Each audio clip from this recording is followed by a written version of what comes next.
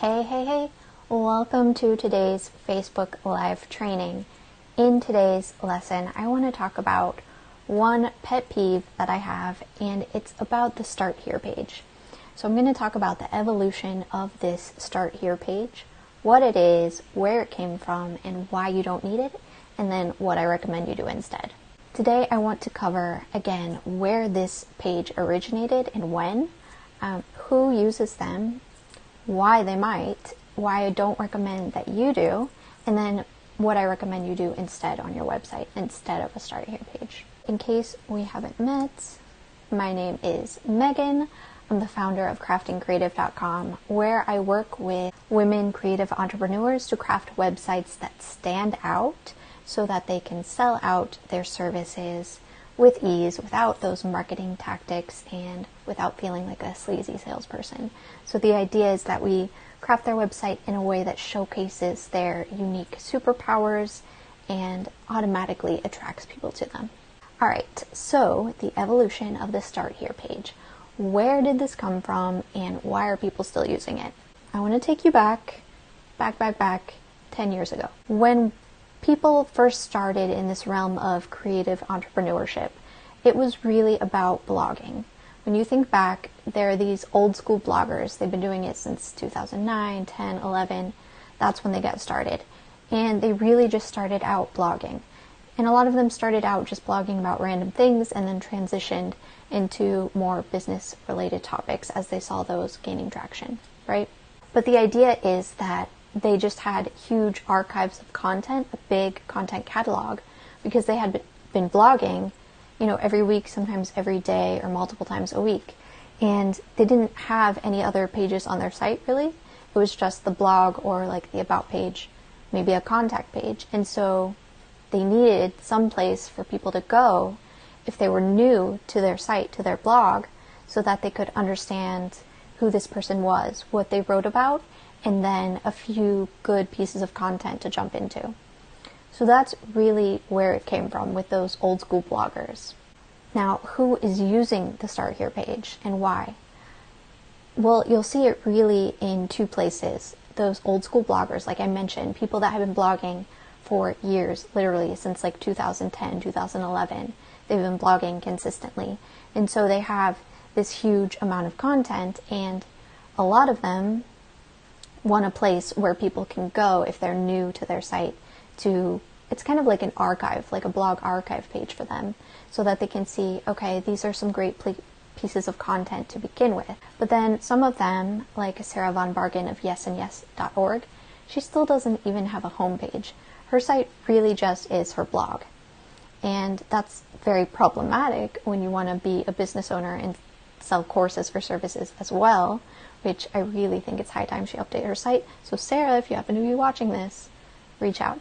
But because her site is just her blog, that's why she uses the Start Here page, because she has all of this content and no homepage to kind of funnel people in a specific direction. Now, you'll also see it with people that have a homepage, but they've labeled it as Start Here. And the reason they do this, honestly, I'm not sure. I think it might be because they come from that old school blogging background, or because they've seen other people do it, or maybe they just don't have faith in their website visitors that people can navigate effectively. I'm not sure. But that's really the two times that I see people using it.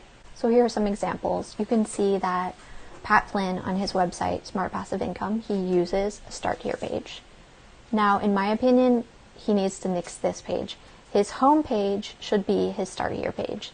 That's the entry point that people come to most of the time. And so that's where you can funnel them off into the correct place. Also, you'll notice he has like way too many links in his top navigation, which isn't good. You want to keep it to no more than 6. That's just because now our attention spans are like less than that of a goldfish. So we can't hold more than 6 or 7 things in our working memory at one time. Side note there. Then we have Regina. She's amazing, but her Start Here page is actually her home page.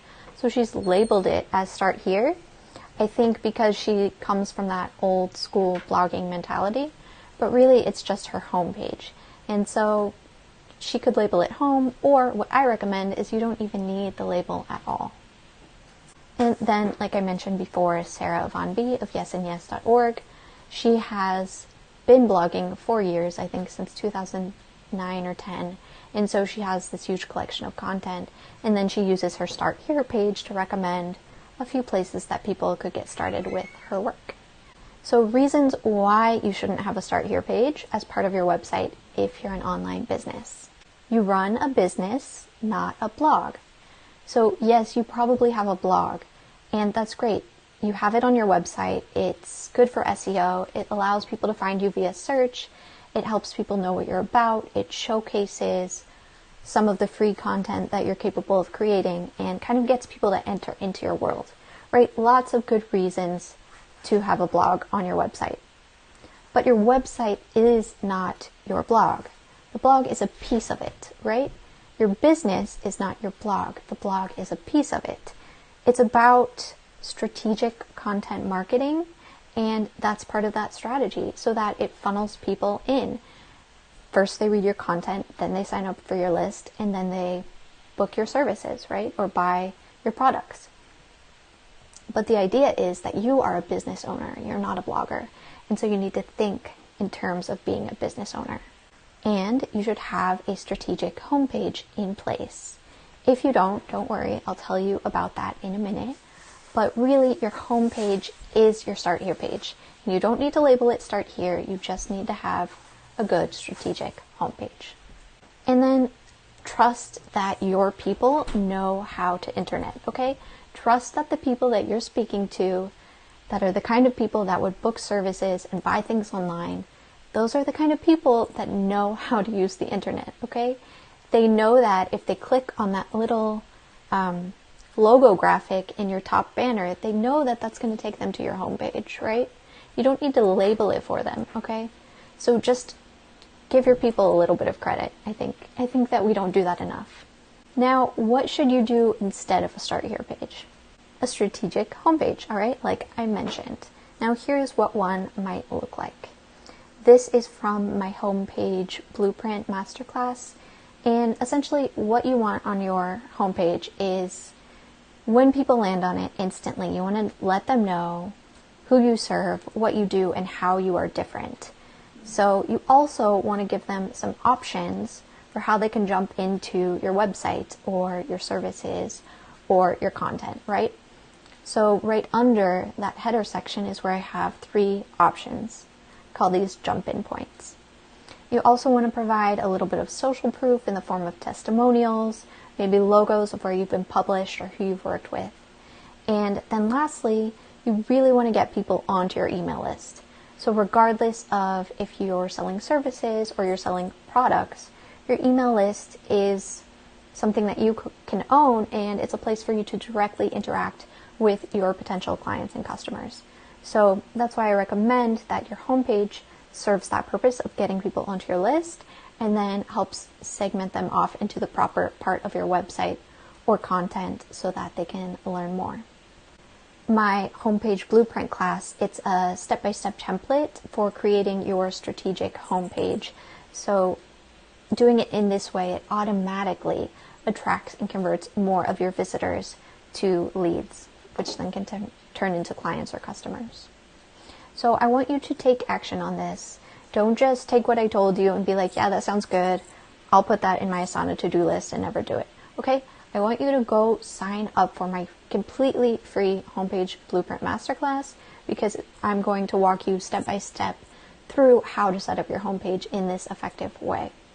And then if you want to go even further on my website process and the foundational steps that I recommend that you start with before even thinking about design, then grab my $7 mini course, and you can get that at craftingcreative.com/101. So at $7, it's more than a bargain.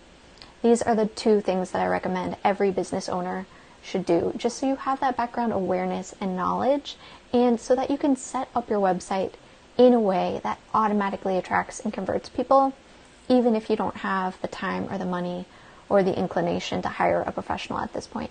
So I highly recommend that you take action and you sign up for both of those. And then let's just recap, all right? So the Start Here page started about 10 years ago with old school bloggers that kind of started this whole creative entrepreneur movement because they needed a place for new visitors to go to learn about them, to jump into their content, and to sign up for their email lists. So who uses them? Still those old school bloggers, or people that have maybe learned about websites from those people. And then why you shouldn't? Because you're a business, you're not a blog. And then what to do instead, and that is create a strategic homepage. That was the lesson. That was my rant, really, because it's a pet peeve of mine. But if you're watching the replay and questions pop up, or you want to point out an example of someone that is using a Start Here page effectively, go ahead and let me know in the comments below this video. Okay? Thank you, and I will see you next time.